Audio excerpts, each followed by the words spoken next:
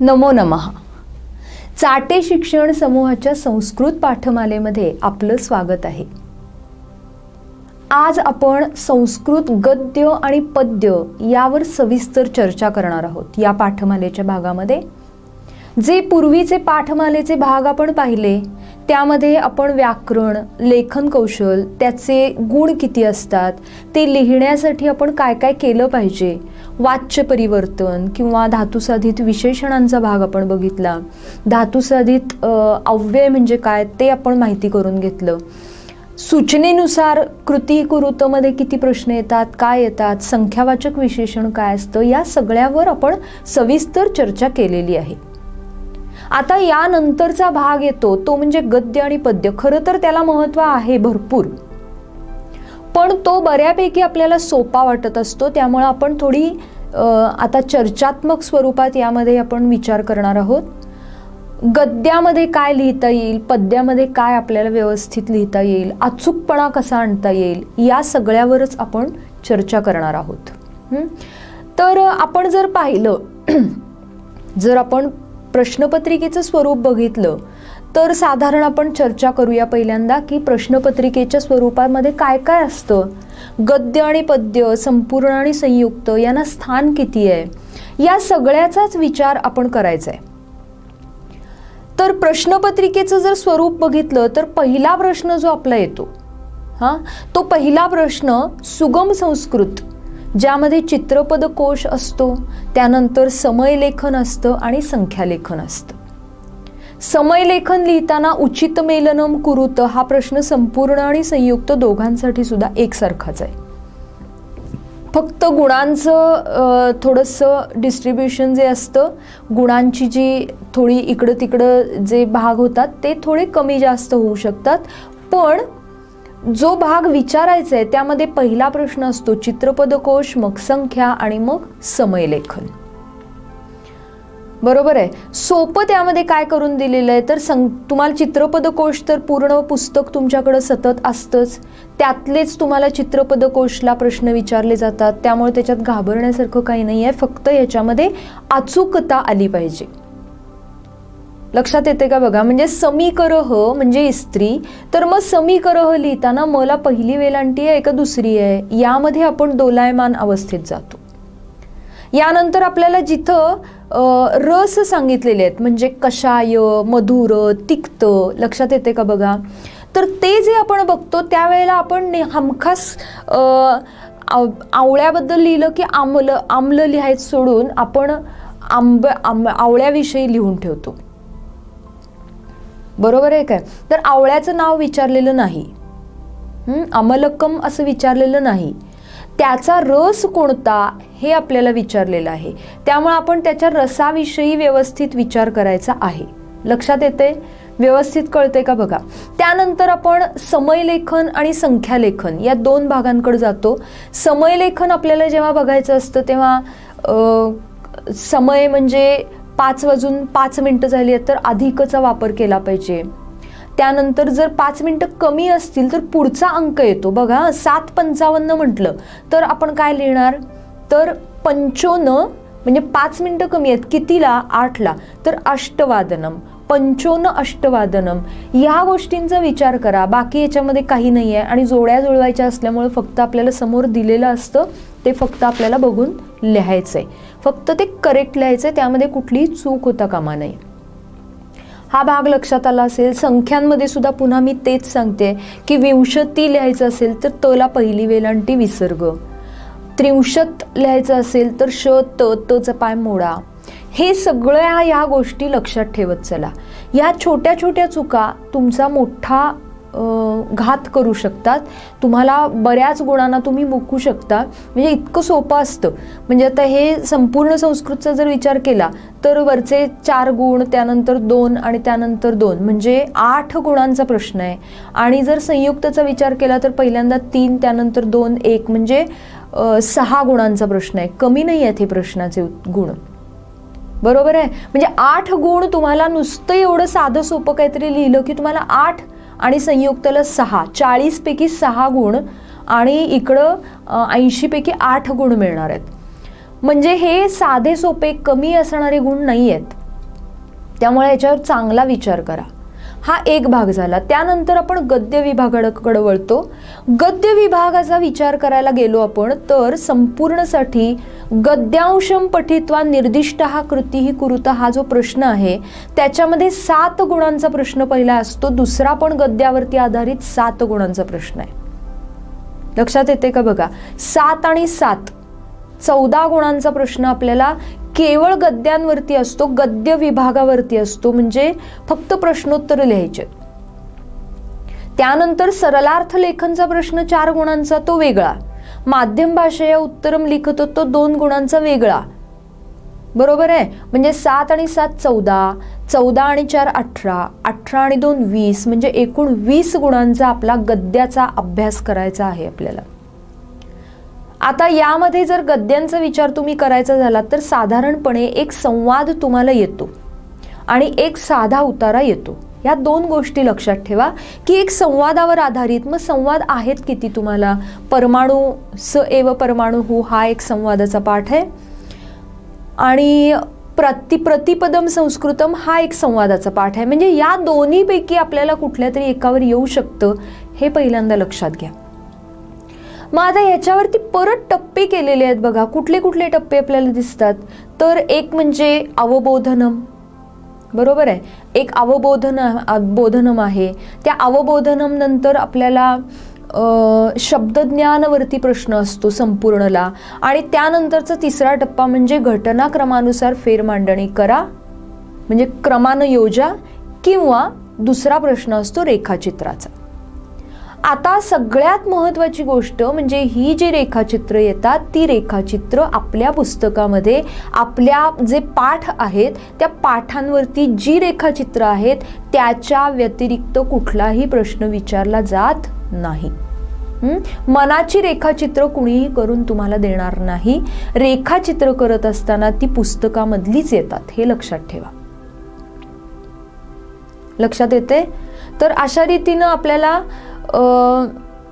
प्रत्येक गद्याचा अभ्यास करायचा आहे। म्हणजे कुठला पाठ आल्यावरती त्याच्यावर काय रेखाचित्र येऊ शकतात, कुठला पाठ आल्यानंतर त्याच्यावर काय पूर्ण वाक्यामध्ये उत्तर येऊ शकतात, विचारली जाऊ शकतात। आता पुन्हा जर आपण डीप मध्ये अभ्यास करायचा झाला, सखोल करायचं झालं तर प्रत्येक गद्य जो असतो, आता पहिला पाठ आपला कुठला आहे बघा, पहिला पाठ आपला आहे आद्य कृषकः पृथुवैन्यः। तर आद्य कृषकः पृथुवैन्यः हा पाठ तुम्ही घेतलात तर त्याची इंट्रोडक्शन, त्याची प्रस्तावना पहिल्यांदा लक्षात घ्यायची। काय प्रस्तावना आहे हो? तर आद्य कृषकः पृथुवैन्यः, पाठाचं नाव आधी व्यवस्थित लक्षात ठेवायचं, खूप महत्त्वाचं आहे। आद्य कृषकः पृथुवैन्यः हा पाठ जर आपण बघायचं ठरवलं तर आद्य कृषक म्हणजे पहिला शेतकरी, पृथुवैन्य हे त्याचं नाव आहे। त्या नावापाठी मग आणखीन आपल्याला काय काय कळतं तर वेनराज नावाचे त्याचे वडील होते। भूमाता असं सांगती बघा पाठामध्ये की हे राजा तुझे जे वडील होते ते दुःशासकः म्हणजे वाईट शासनकर्ते होते, त्यांनी प्रजेची काळजी केली नाही। मला असं वाटतं की तू प्रजेची काळजी करतोस आणि म्हणून भूमाता त्याला सहाय्य करायला तयार झालेली आहे। पाठ तुम्हाला माहिती आहे आता काय काय आहे पाठामध्ये, तर ऋग्वेदातून हा पाठ घेतलेला आहे। ही महत्त्वाची गोष्ट लिहून घ्यायचं सरळ। काय सांगितले बघा, महत्त्वाचं म्हणजे प्रस्तावना कुठलाही, म्हणजे माध्यम भाषेया उत्तरम लिखत असा प्रश्न आला तर यामध्ये प्रत्येक प्रश्नाला तुम्हाला प्रस्तावना लिहिलीच पाहिजे। 3 टप्पे आपल्याला माध्यम भाषेयाचे करायचे आहेत। खूप वेळेला मुलांना हा प्रश्न येतो की माध्यम भाषेया आम्हाला जमत नाही, तर माध्यम भाषेया उत्तरम लिखत हा प्रश्न जर आपल्याला सोडवायचा असेल तर त्यासाठी 3 टप्पे आपल्याला आवश्यक आहेत, हे लक्षात घ्या। पहिला म्हणजे प्रस्तावनेचा, दुसरा मधल्या उत्तराचा, आणि तिसरा जो आहे त्याच्यामध्ये शेवट करायचा आहे आपल्याला। लक्षात येते? आता जो पहिला टप्पा आपला आहे प्रस्तावनेचा, या प्रस्तावनेमध्ये आपल्याला पाठाचं नाव लिहायचंय, तो पाठ कुठून घेतला हे जर माहिती असेल तर उत्तम आहे, ते पुढे लिहायचंय। तर या पाठाला तुम्हाला सगळ्यात महत्त्वाचं म्हणजे सांगू शकता तुम्ही की आद्य कृषकः पृथुवैन्यः हा पाठ आपण ऋग्वेदातून घेतलेला आहे। आणि ऋग्वेदामध्ये एक कथा येते की ज्यामध्ये पहिला शेतकरी हा पहिला शेतकरी असून सुद्धा हा राजा होता। म्हणजे नुसता शेती व्यवसाय करणारा नाही आहे, तर ह्याच्यावरती प्रजेची जबाबदारी आहे. मग त्यानं कुठनं प्रेरणा घेतली या गोष्टीची, या पाठापर्यंत, या मुद्द्यापर्यंत आपण जाऊ शकतो. तर प्रेरणा कुठून घेतलेली आहे, तर जेव्हा तो फेरफटका मारण्यासाठी प्रजेची काय अवस्था आहे, प्रजेमध्ये काय काय चाललेलं आहे हे पाहण्यासाठी तो जेव्हा आपल्या नगरीमध्ये गेला, तेव्हा त्याला असं दिसलं की आपली प्रजा, आता याच्यावर रेखाचित्र आहे बघा, की आपली प्रजा अशक्ताः पशुवत जीवंती, ह्या गोष्टी खूप महत्त्वाच्या आहेत. आपल्याला एक कोष्टक करून दिलेलं आहे बघा, तिथं आपण 4 गोष्टी लिहायच्या आहेत. एक म्हणजे प्रजा कशी होती, अशक्ताः, त्यानंतर प्रजा पशुवत जीवंती, निकृष्टान्नम खादंती, बरोबर आहे. तर आणि कृशाः, असे 4 गोष्टी येतात. पहिला टप्पा काय येणार, कृशाः, प्रजाः कृशाः, त्यानंतर अशक्ताः, निकृष्टान्नम खादंती, पशुवत जीवंती. अशा 4 गोष्टी तुम्ही लिहिल्या की प्रत्येक टप्प्याला तुम्हाला अर्धा गुण मिळतो आणि प्रत्येकाचा मिळून आपल्याला 2 गुण मिळतात. व्यवस्थित कळलेलं आहे का बघा. तर अशा रीतीनं रेखाचित्रांच्याकडे व्यवस्थित लक्ष द्या. त्यानंतर आद्य कृषक पृथुवैन्यमध्ये अजून एक तुम्हाला रेखाचित्र काय दिसतं बघा. तर राजानं म्हणजे पुरोहितानं त्याला जे सांगितलं, राजाला सल्ला दिला की तू भूमीकडून हे सगळं प्राप्त करून घे. प्रजेची काळजी का वाटली राजाला, तर अशा रीतीनं प्रजा त्याला दिसली की अशक्त झालेली आहे, खंगलेली आहे, पशुसारखी जगती आहे. त्यानंतर खायला निकृष्टान्नम खादंती, म्हणजे निकृष्ट अशा प्रकारचं अन्न ती खातीये प्रजा. हे सगळं बघितल्यानंतर राजाला असं वाटायला लागलं की प्रजेसाठी आपण काही ना काहीतरी केलं पाहिजे. तो चिंतामग्न अवस्थेत बसलेला असताना त्या राजाच्या जो पुरोहित होता, त्या पुरोहितानं असं त्याला सांगितलं की भूमीच्या पोटामध्ये हे सगळं आहे, तर ते काढण्यासाठी यतस्व म्हणजे प्रयत्न कर. म्हणून राजानं, त्याला दुसरं काही माहीत नव्हतं, त्यानं शस्त्र हातात घेतलं, धनुष्य बाण हातात घेतला आणि धनुष्य घेऊन तो आता भूमीवरती चालवणार. एवढ्यात भूमी त्याच्यासमोर प्रकट झाली आणि तिनं स्त्री रूपामध्ये येऊन त्याला असं सांगितलं की हे राजा, वेनराज नावाचे तुझे जे वडील होते ते अतिशय दुःशासक होते, म्हणून मी सगळ्या गोष्टी ज्या आहेत खाण्यापिण्याच्या चांगल्या चांगल्या त्या माझ्या पोटामध्ये निहितानी म्हणजे दडवून ठेवलेल्या आहेत. आता यामध्ये लबनताव्य येतात, त्वांताव्य येतात, त्यांचा विचार करा. त्यानंतर प्रथमाची रूप कुठली आली आहेत, सप्तमीची कुठली आली आहेत, तृतीयेची कुठली आली आहेत, हे पाठ वाचत असतानाच आपण सगळं लक्षात घ्यायचंय की ज्याचा उपयोग आपल्याला कुठं होणार आहे, पुढे गेल्यानंतर प्रश्नांचं ज्याला शब्दज्ञानामध्ये आपण जातो तेव्हा त्याचा उपयोग होतो. लक्षात आलं. तर रेखाचित्रामध्ये आपण बघत होतो दुसरा भाग काय येणार, मग पुरोहितानं जे सांगितलं की धनानीच धान्यानीच पुष्पाणी आणि फलानी, हे सगळं कुठं ठेवलेलं आहे, भूम्या हा उदरे निहितानी, भूमीच्या पोटामध्ये आहे, हे लक्षात घ्यायचं. त्यानंतर मग राजानं भूमातेनं असा आदेश दिला की तू हातामध्ये काय काय घे, तर हलाहा, त्यानंतर कुद्दालकानी, त्यानंतर म्हणजे ते सगळे जे शस्त्र आहेत त्या राजाला मिळालेली, त्या सगळ्या शस्त्रांचा उल्लेख करा, व्यवस्थित त्याचा अभ्यास करा. आता हलाहा म्हटलं तर हलानी येणार नाही, हलाहा तो हल, तो नांगर, त्यामुळं हलचं बहुवचन हलाहा येतं आणि कुद्दालक मात्र कुद्दालकानी असं चालतं. लक्षात आलेलं आहे. कुद्दालकानी म्हणजे कुदळ, विळे हे सगळं घेऊन त्यानं कृषी कार्याला सुरुवात केली. आता नुसतंच कृषी कार्याला सुरुवात केली का, तर नाही. त्यानं पहिल्यांदा जमीन नांगरून घेतली. जमीन नांगरल्यानंतर जलस्य व्यवस्थापनम अकरोत, या टप्प्यांचा पण विचार केलाय बघा. म्हणजे राजानं अवपत, त्यानं बीज पेरली, वप म्हणजे पेरणे. मग कशी पेरली ते सगळ्याचं आपल्याला तिथं एक चार्ट करून दिलेला आहे, टेबल करून दिलेला आहे. तर त्या सगळ्याचा व्यवस्थित विचार करायचा, ते व्यवस्थित लिहायचं. म्हणजे असा पूर्ण सांगोपांग सगळा विचार करायचा. त्यानंतर कुठल्या टप्प्यानंतर त्यानं काय केलं, म्हणजे पहिल्यांदा बीजांचं संकलन केलं का बीजांचं चयन केलं, तर पहिल्यांदा त्यानं ते गोळा केलं. संकलन केलं याचा अर्थ काय, बिया त्यानं वेगवेगळ्या गोळा केल्या. म्हणजे तो किती धोरणी होता बघा, की एखादं शेत जर आपण बघितलं तर त्या शेताचं प्रोटेक्शन करण्यासाठी त्याच्या बांधाला काही झाडं लावलेली आपल्याला दिसतात. मग ही झाडं जर चांगली लावली तर त्याचा आणखीन काहीतरी वापर होईल, म्हणून राजानं चांगली चांगली मोठी झाडं जशी कशी मिळतील यासाठी अनेक ठिकाणी तो फिरला. वेगवेगळ्या ठिकाणाहून त्यानं वेगवेगळ्या प्रकारच्या बिया आणल्या. त्या बियांचं वेगवेगळं सॉर्टिंग केलं, चयन केलं, म्हणजे त्या वेगवेगळ्या केल्या. त्यानंतर मग ते योग्य ठिकाणी पेरल्या आणि मग त्याच्यानंतर त्यानं बाकी गोष्टी केल्या. म्हणजे पहिल्यांदा त्यानं त्या बिया आणल्या, संकलन केलं, मग चयन केलं, त्यानंतर मग त्यानं योग्य रीतीनं त्यांच्यावर प्रक्रिया केली आणि मग त्यानंतर त्यांचं वपन केलं. ही एक 4 टप्प्यांची गोष्ट झाली. आणि मग त्यानं काय काय कशा प्रकारे भूमी नांगरली वगैरे ह्याचं एक दिसतं. म्हणजे ही 4 मला वाटतं तिथं रेखाचित्र आहेत, ती व्यवस्थित आपण करायचे.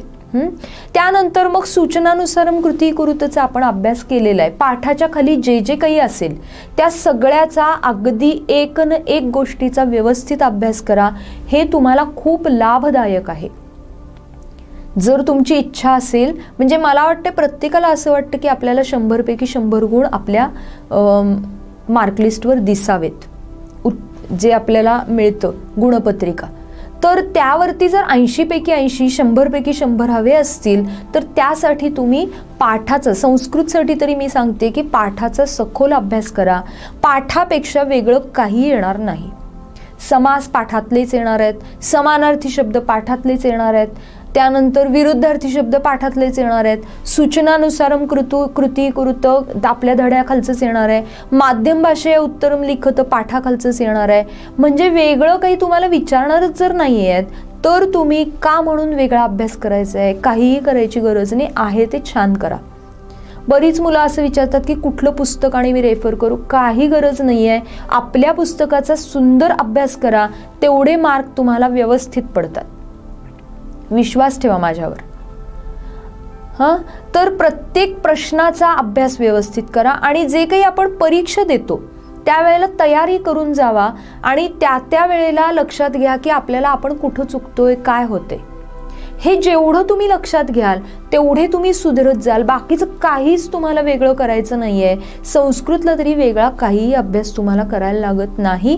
पाठाचा व्यवस्थित अभ्यास करा, बास होतो तेवढा. लक्षात आलंय?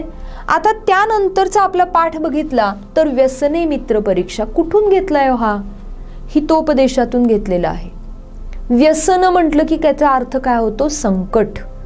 संकटामध्ये खरी मित्राची परीक्षा होते. आपल्याला गोष्ट सुद्धा माहिती आहे बघा की तो एक 2 मित्र असतात, ते जंगलामध्ये फिरायला जातात आणि मग तिथं गेल्यानंतर त्यांना लांबून एक वाघ येताना दिसतो का अस्वल येताना दिसतं आणि मग ते अस्वल येताना दिसल्यावर ज्याला वर चढायला येत असतो तो वर पळून जातो, तो दुसऱ्याची फिकीर करत नाही. आता दुसऱ्याला काही वर चढायला झाडावरती येत नाही, त्यामुळे तो तिथंच आपला पटकन पडून राहतो मेल्यासारखा.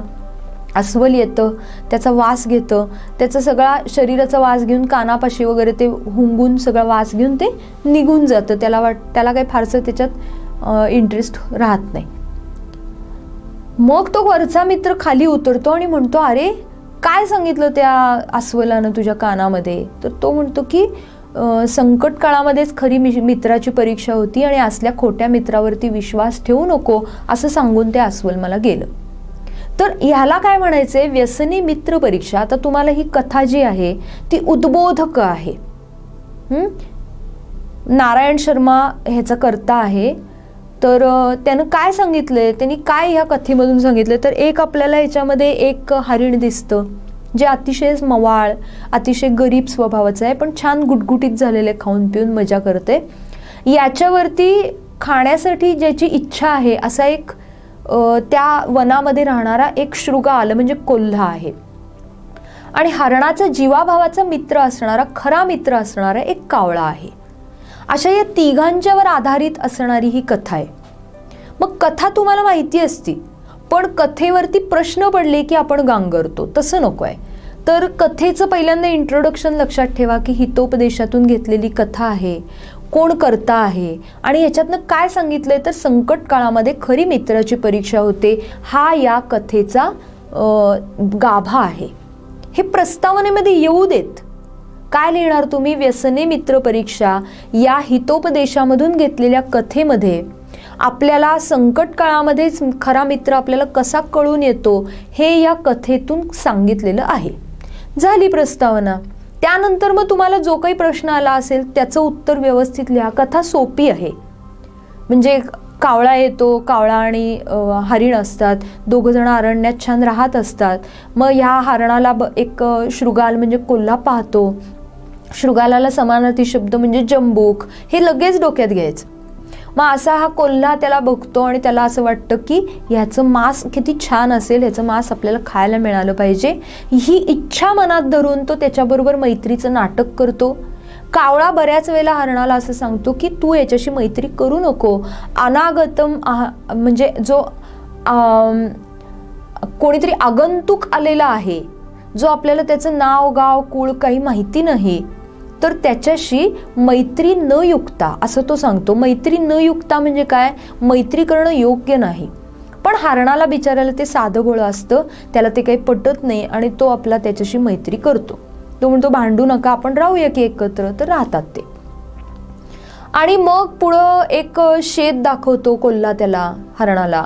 मग ते शेत खूप आवडतं हरणाला. ते रोज जाऊन तिथं चरायला लागतं. आणि मग ते क्षेत्रपती जो असतो, ते शेताचा मालक जो असतो, त्याला लक्षात येतं की आपल्या शेतातलं खाद्य, आपल्या शेतातलं धान्य कोणीतरी रोज खातंय आणि म्हणून तो सापळा रचून ठेवतो. या सापळ्यामध्ये बिचारा हरिण अडकतं आणि कोल्ह्याची मनीषा पूर्ण होते, इच्छा पूर्ण होते. त्याला आता असं लक्षात येतं की आता क्षेत्रपती म्हणजे त्या शेताचा मालक येईल आणि मग तो त्याला मारेल आणि मग मारल्यानंतर ते आपलंच आहे, आपण घेऊन जायचं त्याला.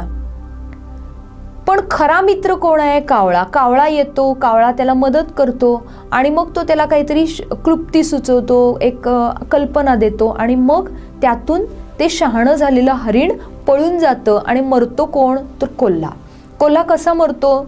तर कोल्ह्याला तो सांगतो की म्हणजे कोल्ह्याला तो सांगतो की तू बाबा मला याच्यातनं सोडव. तर तो हरिण म्हणतो की कोल्हा म्हणतो की नाही, माझा उपास आहे आणि हे जे जाळं आहे ते कातड्यानं बनलेलं आहे आणि मी ते तोडू शकत नाही. म्हणजे किती तो चाणाक्ष दाखवलाय बघा. आणि मग तो वृक्षस्य पृष्ठतः म्हणजे झाडाच्या पाठीमागं जाऊन निर्भृतम स्थितः थंडपणे बसून राहतो, शांतपणे बसून राहतो की आता काय होते बघूया, काय होते बघूया. म्हणजे असा तो कोल्हा आहे. तर हे लक्षात आलं का बघा तुमच्या? म्हणजे व्यसने म्हणजे संकट काळामध्ये खरी मित्राची परीक्षा होते. मग आता ह्याच्यामध्ये महत्त्वाचं काय आहे? या पाठामध्ये जसं आपण पृथ्वीन्यमध्ये बघितलं की त्याचे टप्पे महत्त्वाचे आहेत, त्यानंतर त्यानं काय काय भूमीच्या पोटामध्ये काढलं किंवा काय होतं ते विचारलेलं आहे, त्यानंतर त्याची अवजारं काय होती ती विचारलेली होती. तर अशी रेखाचित्र ह्याच्यावर काय पडू शकतात? तर अरण्याचं नाव काय होतं? तर चंपक नावाचं अरण्य होतं. मृगाचं नाव काय होतं? बघा बघू. तर चित्रांग. त्याच्या अंगावरती ठिपके असतात ना हरणाच्या, सुंदर असे छोटे छोटे, म्हणून वेगवेगळे ठिपके असतात म्हणून चित्रांग. ज्याचं अंग चित्रविचित्र आहे म्हणून चित्रांग. त्यानंतर तिसरा भाग म्हणजे कावळ्याचं नाव काय होतं? तर एकाक्ष. आणि राहिला कोण? शृगाल. शृगालाचं नाव काय होतं? तर क्षुद्र बुद्धी. ही दला द आणि पहिली वेलांटी पुढं विसर्ग. क्षुद्र बुद्धी ज्याची आहे असा तो क्षुद्र बुद्धी. तर अशी अचूक नावं ठेवलेली आपल्याला तिथं दिसतात आणि हे सगळं आपल्या डोळ्यासमोर येतं. तर असं हे एक रेखाचित्र आपल्याला आहे. यानंतर कोण कोणाला, तो एक भाग तुमचा चुकतो बघा. त्यामध्ये वंचक म्हणजे श्रोता आणि वक्ता यांचं सॉर्टिंग करा म्हणून दिलेलं आहे बघा. तर श्रोता म्हणजे ऐकणारा, वक्ता म्हणजे बोलणारा, आणि 4 वाक्य छोटी छोटी त्रायस्वमाम, मुंच असे काही गोष्टी आपल्याला दिलेल्या आहेत, वाक्य दिलेली आहेत. तर कोण हे म्हणते हे आपल्याला कळलं पाहिजे. तर त्रायस्वमाम म्हटलं की कोण म्हणणार? माझं रक्षण कर. कोण म्हणते हे? तर हरिण म्हणते. म्हणजे ते हरणाच्या तोंडी जो भाग आहे त्याच्यामध्ये ते कॉलममध्ये ते लिहायचंय. बऱ्याच वेळेला मुलांना ते कळत नाही की काय लिहायचं. लक्षात येते का बघा. किंवा तो म्हणतो की मला काही ते शक्य नाही आहे आणि मी काही ते तोडू शकत नाही तुझं बंधन. छिंदी तावत मम बंधन, माझं बंधन तोड असं कोण सांगतं? हरिण सांगतं. म्हणजे छिंदी तावत मम बंधनम म्हणजे मृग. तर अशा रीतीने ते वेगवेगळ्या प्रकारांमध्ये तुम्हाला घालता आलं पाहिजे. आता यानंतरचा भाग म्हणजे कह कम वदती हा एक प्रश्न असतो बघा. बऱ्याच वेळेला आपण इथं गोंधळ घालतो. का असं करतो? तर कह जेव्हा विचारतात तेव्हा 2 कॉलम करा सरळ. आत्ता जसं मी तुम्हाला सांगितलं तसं कह आणि कम दिसायला पण छान दिसतं. कह कम. कह लिहिताना नेहमी उत्तर प्रथमेतच आलं पाहिजे. कोण कोणास म्हणाले, कोण कोणाला म्हणाले. कोण म्हणते ते प्रथमेत आणि कोणाला म्हणते ते द्वितीयेत. याच्या पुढची विभक्ती वापरायची नाही. बऱ्याच वेळेला तुम्हाला असं वाटतं की आपण याच्यामध्ये षष्ठीचा वापर करावा, सप्तमीचा वापर करावा. नाही, कहचं उत्तर प्रथमेतच आलं पाहिजे. म्हणजे आता छिंदी तावत मम बंधनम, कोण कोणाला म्हणालंय सांगा मला. माझं बंधन तोड असं कोण म्हटलंय? मृग हा शृगालला म्हणालाय. मग ह्याच्यामध्ये कर्ता कोण झाला? कह कोण आहे? तर मृग, हो त्याची प्रथमा. आणि कोणाला म्हणाला त्याची द्वितीय करा. आता द्वितीय काय करणार तुम्ही? शृगालम. कळालं? म्हणजे 2च गोष्टी करायच्या आहेत. प्रथमा करायची कहची आणि कमची द्वितीय. बाकी याच्या व्यतिरिक्त आपल्याला काही एक करायचं नाहीये. लक्षात आलं? कह कम वदती. आता याच्यानंतरचा भाग येतो तो म्हणजे बऱ्याच वेळेला चुकणारा सत्यम वा असत्यम इति लिखत. बऱ्याच असा गोंधळ असतो याच्यामध्ये की सत्य लिहायचं असत्य लिहायचं हे ठीक आहे. मग खरं जर समजा असत्य असेल तर सत्य करून लिहायचं का? नाही, अजिबात लिहायचं नाही आहे. त्यांची सूचना काय आहे बघा प्रश्नपत्रिकेमध्ये, सत्यम वा असत्यम इति लिखत. तर सत्यम वा असत्यम इति लिखत लिहिताना वाक्य लिहा पहिल्यांदा आणि त्याच्या पुढे सत्यम का असत्यम तेवढंच लिहा. अनुस्वार काढायचं नाही, मचा पाय मोडायचा. बाकीचं काही करायचं नाही. सत्य असेल तर सत्यम लिहा, असत्यम असेल तर असत्यम लिहा, बाकी काही लिहायचं नाही. आणि त्यांनी एक सूचना दिलेली असती वरती, वाक्यम पुनर्लिखित्वा सत्यम वा असत्यम इति लिखत. म्हणजे वाक्य पुन्हा लिहा. तुम्हाला काय वाटतं बरोबर वाक्य करा आणि मग लिहा? नाही, वाक्य आहे तसं पुनर्लिखत आणि मग त्याच्या पुढे लिहा सत्यम का असत्यम. लक्षात आलेलं आहे? तर अशा रीतीनं हा भाग आपल्याला कळतो. ह्यातच आणखीन एक भाग असतो तो म्हणजे उचित पर्यायम चित्वा लिखत अवबोधनमध्ये किंवा उचित कारणम चित्वा लिखत. पर्याय जर दिले असतील तर ते समोर लगेच छोटे छोटे दिलेले असतात. कारणम चित्वा लिखत असेल तर 2 कारणं दिलेली असतात. पहिल्यांदा वाक्य लिहायचं आणि मग त्याच्या पुढे कारण लिहायचं. नुसतंच कारण लिहून ठेवायचं नाही. हे बघा, प्रश्नपत्रिका जरी तुम्ही प्रश्न लिहून नसलात काढणार तरी तो एक उत्तराचा भाग आहे, हे लक्षात ठेवा. कारण वाक्य पूर्ण दिसलं की आपल्याला लगेच लक्षात येतं, परीक्षकाला बाकी काही बघायला लागत नाही. म्हणून वाक्य पूर्ण लिहायचं. लिहिताना त्याच्यामध्ये कुठलीही चूक असता कामा नये. स्वच्छ, नीटनेटकं, आकर्षक लिहा. उत्तम अक्षर असेल असं नाही, पण उत्तम मांडणी तर तुम्ही करू शकता. कळालेलं आहे व्यवस्थित? हां, तर काय काय बघितलं आपण? उचित पर्यायम चित्वा लिखत किंवा उचित कारणम चित्वा लिखत. त्यानंतर सत्यम वा असत्यम पुनर्लिखित्वा, वाक्य पुन्हा लिहा आणि मग सत्यम का असत्यम ते लिहा. हा एक भाग. कह कम वदती हा एक भाग बघितला आपण. आणि पूर्ण वाक्यानं उत्तरम लिखत, यामध्ये पूर्ण वाक्यामध्ये उत्तर लिहिणं महत्त्वाचं आहे. अर्धवट उत्तर लिहून चालणार नाही. पूर्ण वाक्यात उत्तर आपल्याला लिहायचंय. मग जर ह्या सगळ्या गोष्टी आपण व्यवस्थित केल्या तर संपूर्णला मार्क किती आहेत आपल्याला? 3. आणि संयुक्तला ह्याला किती मार्क आहेत? 2. हे व्यवस्थित लिहायचंय. लक्षात आलंय? आता त्यानंतर आपण शब्दज्ञानकडे वळतो. जे त्या शब्दज्ञानमध्ये आपण जेव्हा आता परिच्छेद करतो, आता साधी गोष्ट लक्षात घ्या, छिंदी तावत मम बंधनम हे आपण बघितलं. तर छिंदी तावत मम बंधनम मध्ये छिंदी हा लकार जर तुम्हाला ओळखायला सांगितला तर तो ओळखता आला पाहिजे. लकार नुसता ओळखला की मार्क मिळणार आहे 1. म्हणून काय करा, जेव्हा तुम्ही पाठ करता, पाठाची तयारी करता, तेव्हा कुठली क्रियापदं आली आहेत त्या गद्यामध्ये, कुठली क्रियापदांचे लकार कुठले आहेत, त्या लकाराबद्दल आपण काय लिहिणार आहोत ह्याची तयारी आधीच करा. आता येतं स्व म्हटलं तत्प्राप्तुम यतस्व, यतस्व स्व इथाम ध्वम म्हणून तुम्हाला लकार पाठ करा म्हणून मी आधीच सांगितलेलं आहे. स्व कुठं येतं तर लोट लकारात. लोट लकार लिहा, झालं, 1 मार्क मिळाला. छिंदी, छिंदी म्हणजे शून्य प्रत्यय लागला, लोट लकार आला, लिहा लोट लकार म्हणून, झालं, संपलं. काही करायचंच नाहीये ना त्याच्यामध्ये आपल्याला दुसरं. प्रायतत, प्रायतत मध्ये यत त प्रा लागलेला आहे, प्र अधिक अ कुठं लागतो लंग लकारात, म्हणजे याचा लकार कुठला आला लंग लकार. एवढं तुम्ही लिहिलं की 1 मार्क मिळतोय, हे लक्षात घ्या. आता जर पहिला पाठ बघितला तर त्याच्यात काही काही तुम्हाला लुट लकाराची रूपं मिळतात, म्हणजे भविष्यकाळाची, ती तयार करून ठेवा. त्यानंतर लोट लकाराची काही मिळतात ती बघून ठेवा. म्हणजे तुम्हाला असा सराव असला पाहिजे की हां हे आले ना मग हे लोट लकाराचं आहे, हे आले ना मग हे लिंग लकार आहे. म्हणजे हे जर तुम्हाला डोक्यात राहत असेल तर जास्ती काही करायची गरजच नाही. ह्याच्यासाठी सराव गरजेचा आहे. फक्त पाठांतर नुसतं करत बसू नका. त्या पाठाचं कसं इम्प्लिमेंटेशन आपल्याला करता येईल, त्याचा वापर कसा करता येईल, त्याचं उपयोजन कसं करता येईल, म्हणून तर आपण उपयोजित लेखन म्हणतो. या सगळ्याचा जर विचार करायला तुम्ही लागलात तर गुण मिळवणं संस्कृतला तरी अजिबात सोपं अवघड नाही. लक्षात आलेलं आहे. तर अशा प्रकारे आपण शब्दज्ञानमध्ये पण थोडीशी चर्चा केली. पहिला पाठाची आपण चर्चा केली, दुसऱ्या पाठाची आपण थोडी चर्चा केली. काही तुम्हाला मला वाटतं याच्यामध्ये शंका यायचं कारण नाही. आता तिसरा भाग आपण जो बघणार आहे तर सुक्ती सुद्धा आहे, पण आपण मला वाटते जरासं पुढचं पाठच बघूया, म्हणजे नंतर मग आपण पद्याकडे वळू.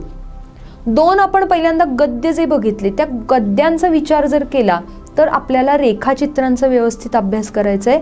पूर्ण वाक्येनं उत्तरम लिखतचा अभ्यास चांगला करायचा आहे. समानार्थी आणि विरुद्धार्थी या शब्दांचा वापर चांगल्या रीतीनं आपण पाठांतर करायचं आहे. सूचनानुसारम कृती कुरुत पाठाखालचं आणि अभ्यासपत्र 1 जे आपल्याला आहे त्यामधले समास सगळे व्यवस्थित करा, खूप महत्त्वाचे आहेत. त्याच्यामध्येच तुम्हाला सत्यम वा असत्यम लिखत, कह कम वदती, त्यानंतर उचित पर्यायम चित्वा लिखत, उचित कारणम चित्वा लिखत, हे सगळं तुम्हाला जे दिलेलं आहे त्याच्या व्यतिरिक्त पेपरला काहीही विचारलं जाणार नाही. म्हणून अभ्यासपत्र 1 पहिल्यांदा चांगलं करा. संयुक्त आणि संपूर्ण दोघांनाही मी सांगते. अभ्यासपत्र 1, अभ्यासपत्र 2, अभ्यासपत्र 3 आणि अभ्यासपत्र 4 या 4 अभ्यासपत्रांचा सखोल अभ्यास अपेक्षित आहे. पाठाच्या खालचे सूचनानुसारम कृती कुरुत, समानार्थी, विरुद्धार्थी, पूर्ण वाक्येनं उत्तरम लिखत यांचा व्यवस्थित अभ्यास करणं अपेक्षित आहे. तेव्हाच तुम्हाला पैकीच्या पैकी गुण मिळू शकतात. आणि नुसता अभ्यास नकोय तर लिखित स्वरूपात त्याचा सराव करा, कारण पहिली वेलांटी, दुसरी वेलांटी, विसर्ग, पाय मोडणं या गोष्टी चुकू शकतात. चुकल्या की गुण जातात. लक्षात येते. पहिला आणि दुसरा पाठ व्यवस्थित कळलेला आहे. त्यानंतर आपण तिसरा पाठ बघणार आहोत, गद्य पाठ, की अमूल्यम कमलम, जो संयुक्त संस्कृतला नाही. अमूल्यम कमलम याच्यावरती तुम्हाला मूळ कशातनं हे घेतलंय हे आपल्याला काही फारसं लिहिता येणार नाहीये. काही मुलं काहीही लिहितात, ऋग्वेदातून लिहिले वगैरे, ऋग्वेद वगैरे अजिबात नाही आहे. हा बुद्धांचा काळ आहे, बौद्ध काळ आहे. तर बुद्धांच्या संदर्भात असणाऱ्या कथांमधून ही कथा घेतलेली आहे. बुद्ध कसे तेजस्वी होते, त्यांचा प्रभाव कसा होता, त्यांचं व्यक्तिमत्व कसं होतं, हे सगळं सांगणारा हा पाठ आपल्यासमोर मांडलेला आहे. लिहिताना खूप काळजीपूर्वक हे सगळं लिहायचं आहे. उगीच काही ना काहीतरी लिहायचं आहे म्हणून काहीतरीच लिहून ठेवायचं नाही. लक्षात येते. तर अमूल्यम कमलम हा पाठ जर आपण पाहिला तर या पाठामध्ये अमूल्यम याचा अर्थ ज्याचं मूल्य करता येत नाही, ज्याला मूल्य नाही असं नव्हे, ज्याचं मूल्य करता येत नाही, अतिशय मौल्यवान असणारा असा हा कमळाबद्दलचा पाठ आहे. मग कथा तुम्हाला माहिती असती की काय सांगितलेलं आहे त्याच्यामध्ये. भगवान गौतम बुद्ध एका गावात आलेले होते. या गावामध्ये एक सुदास नावाचा माळी होता आणि या माळ्याला थंडीच्या दिवसामध्ये, अतिशय थंडीच्या दिवसामध्ये सुद्धा त्याच्या तलावामध्ये एक कमळ छानसं फुललं आणि ते फुलल्यानंतर त्याच्या मनामध्ये पैसे मिळवण्याचा विचार निर्माण झाला. साधी सोपी इच्छा आहे की हे विकावं, पैसे मिळवावेत आणि आपला छान दिवस जाईल. आता कमळ विकणार म्हणजे त्याची योग्यता असणाऱ्या ठिकाणी जायला पाहिजे, म्हणून तो राजसद्मनः पुरतः स्थितः, बघा विचारतात प्रश्न की कुत्र स्थितः, बरीच मुलं लिहितात राजसद्मनः स्थितः, नाही, पुरतःला महत्व आहे. पुरतः म्हणजे समोर, राजवाड्याच्या समोर जाऊन तो उभा राहिला, तिथं पहिल्यांदा एक श्रेष्ठी आला, त्यानं त्याची पृच्छा केली, विचारणा केली, यानं सांगितलं की 1 सुवर्ण नाणकाला देतो. तो म्हणाला 1 नाही, मी तुला 10 देतो. हा, आता 10 देतो म्हटल्यावर हा तयार झाला देणार. एवढ्यात दुसरा सार्थवाह तिथं आला, त्यानं विचारलं की कितीला आहे, तो म्हणाला की 10 सुवर्ण नाणी देणार. हा म्हणाला 100 देतो. म्हणजे अशा रीतीनं त्यांच्यामध्ये हे चढाओढ वाढत गेली. आणि मग त्याला असं लक्षात आलं सुदासाला की ज्याच्यासाठी हे कमळ हे घेऊन जाणार आहेत तो कोणी, जो सुगत नावाचा, त्याला काय माहिती नव्हतं सुगत म्हणजे कोण, हा जो कोणी सुगत असेल तो काय ग्रेट असेल, काय श्रेष्ठ व्यक्ती असेल की हे ह्याच्यासाठी भांडतायत की मी ह्याला देऊ का त्याला देऊ म्हणून.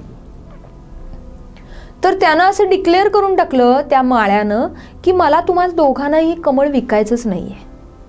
आणि त्यानं असा निर्णय घेतला की जो ज्याच्यासाठी लोक भांडतायत तो मनुष्यच मला ह्याच्याहून जास्त किंमत देईल, तो मनुष्य खूप श्रीमंत असेल. आणि मग तो त्याच्याकडे गेला, त्याची कुठं तो बसलाय ते बघायला. आणि गेल्यानंतर त्याला असं दिसलं की एक उद्यान आहे, उद्यानामध्ये एक झाड आहे आणि या झाडाच्या खाली एका अश्मखंडावर, एका शिळेवरती, एका दगडावरती भगवान गौतम बुद्ध बसलेले आहेत. त्यांच्या चेहऱ्याच्या भावांकडे लक्ष गेलं, त्याच्या तेजाकडे लक्ष गेलं. आणि सुदास नावाचा माळी जो लोभ घेऊन मनामध्ये आलेला होता, त्याच्या मनामध्ये जो कमळाच्या विषयी पैसे मिळवण्याचा लोभ निर्माण झालेला होता, तो सगळं विसरला आणि तो सुगतांच्या चरणापाशी, सुगत म्हणजेच बुद्ध, सुगत म्हणजेच तथागत, त्यांच्या पायावर जाऊन तो लीन झाला, नतमस्तक झाला. आणि त्यांनी विचारलं काय पाहिजे बाळा तुला, तर तो म्हणाला काही नकोय, काहीच नकोय. म्हणजे बघा त्याला किती काय काय पाहिजे होतं, काय आशा ठेवून गेलेला होता तो लोभ सगळा त्याचा निघून गेला आणि तो निरीच्छ झाला.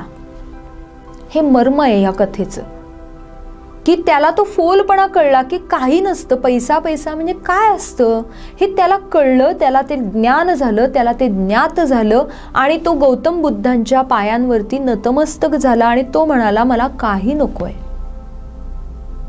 फक्त तुमचा कृपा आशीर्वाद माझ्या मस्तकावर राहू देत, फक्त केवळ तुम्ही माझ्या डोक्यावरती हात ठेवा, एवढंच त्याची इच्छा होती. लक्षात आलंय? म्हणजे इथून प्रवास दिसतो आपल्याला त्याचा, लोभापासून निरीच्छतेकडे झालेला त्याचा प्रवास आपल्याला दिसतो. हाच आपल्याला फक्त मांडायचा आहे, थोडक्यात मांडायचा आहे. लक्षात आलंय का व्यवस्थित? मग याच्यामध्ये सुद्धा पुन्हा आपल्याला ह्याच्यात रेखाचित्र फारशी दिसत नाहीत बघा, काही नाही आहे ह्याच्यात. मग हा पाठ कशासाठी जास्त महत्वाचा वाटतो तुम्हाला, तर माध्यम भाषा उत्तरम लिखत आणि गद्यावरती प्रश्नोत्तर. जर गद्यावरती प्रश्नोत्तर आली तर माध्यम भाषेला हा प्रश्न विचारला जाणार नाही. खरंच आहे, कारण एका पाठाला 7 मार्क दिल्यानंतर परत आणि 2 मार्क त्याच्यावर कोणी विचारणार नाही. त्यामुळं तयारी करताना काय करा की व्यवस्थित आपण सगळ्या प्रकारे तयारी करा की जेणेकरून त्याचा आपल्याला सगळ्या दृष्टीनं विचार करता येईल. लक्षात आलेलं आहे? तर अशा रीतीनं आपण कुठले कुठले पाठांची चर्चा केली बघा. यामध्ये सुद्धा समानार्थी विरुद्धार्थी आहेत. त्यानंतर अमूल्यम कमलम मध्ये आपल्याला माध्यम भाषा उत्तरम लिखतला व्यवस्थित आपण लिहू शकतो काहीतरी आणि त्याच्यावरती प्रश्नोत्तर आपण व्यवस्थित बघू शकतो. सूचनानुसारम मध्ये याच्यामध्ये वाच्य परिवर्तन, त्यानंतर त्वम ऐवजी भवान, भवानऐवजी त्वम, हे सगळं आपल्याला त्यामध्ये विचारलेलं आहे. त्या सगळ्याचा चांगला अभ्यास करायचा आहे. लक्षात येते? मग कुठले कुठले आपण पाठ बघितले बघा. पहिला बघितला आद्य कृषकः पृथुवैन्यः, त्यानंतर बघितला आपण व्यसने मित्र परीक्षा, त्यानंतर अमूल्यम कमलम बघितला. आता राहिले कुठले बघा. काही पाठ तुम्हाला वगळलेले आहेत, त्यामुळे स एव परमाणुः हा पाठ एक आपल्याला बघायचा आहे. त्यानंतर संस्कृत नाट्यस्तबक म्हणजे सरलार्थ लेखनचा एक विचार करायचा आहे. त्यानंतर वाचन प्रशंसा हा पद्य विभाग आहे. आणि आद्य शंकराचार्य, आद्य शंकराचार्य नंतर प्रतिपदम संस्कृतम एक आपल्याला बघायचं आहे. तर असे काही पाठ आपल्याला बघायचे आहेत. त्यातला अमूल्यम कमलम पर्यंत आपण पाहिलेलं आहे. पुढच्या पाठमालेमध्ये आपण सगळे पाठ पाहूया आणि त्यानंतर मग पद्य विभागाकडे वळू. पद्य विभागामध्ये आपल्याला सुक्तीसुद्धा एक बघायचे, युग्ममाला, त्यानंतर चित्रकाव्यम बघायचं आहे. म्हणजे हे 3 बघायचे आहेत. आणि वाचन प्रशंसा आणि मानवता धर्म. मानवता धर्म हा संयुक्तला नाही. आणि नदी सुक्त हा जो संवादाचा पाठ होता तो सुद्धा वगळलेला आहे दोघांना सुद्धा, संयुक्त आणि संपूर्ण सगळ्यांनाच. फक्त संयुक्तला मानवता धर्म नाही पण संपूर्णला मानवता धर्म आहे हे लक्षात घ्या. गोंधळ घालून घेऊ नका, त्यांना आहे आम्हाला नाही आहे वगैरे नाही, फक्त संयुक्तला तो वगळलेला आहे. तर तो सुद्धा आपण थोडी चर्चा करणार आहोत. तर पुढच्या भागात भेटू आपण. तोपर्यंत नमो नमः.